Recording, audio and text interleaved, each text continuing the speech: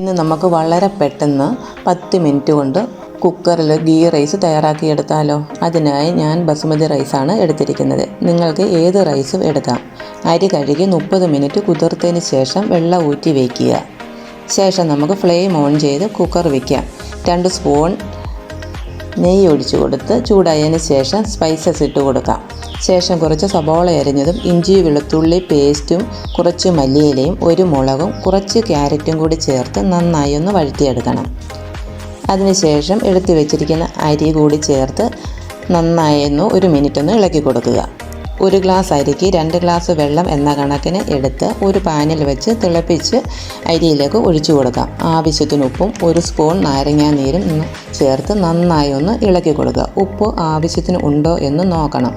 ശേഷം കുക്കർ അടച്ച് ലോ ഫ്ലെയിമിൽ വെച്ച് 2 വിസിൽ വന്നു കഴിഞ്ഞാൽ കുക്കർ മാറ്റി വയ്ക്കാം.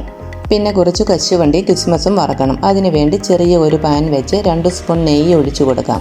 കുറച്ച് കശുവണ്ടിയും കിസ്മസും ഇതുപോലെ ഒന്ന് വറുത്തെടുക്കണം. ഇപ്പോൾ നമുക്ക് കുക്കറിൻ്റെ എയറെല്ലാം പോയിട്ടുണ്ട്. നമുക്കൊന്ന് തുറന്ന് നോക്കാം.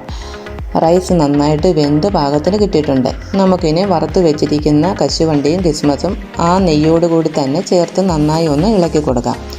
നമുക്കിത് പനീർ മസാലയുടെ കൂടെയൊക്കെ കഴിക്കാൻ വളരെ ടേസ്റ്റിയാണ്. എല്ലാവരും ഒന്ന് ട്രൈ ചെയ്ത് നോക്കണം.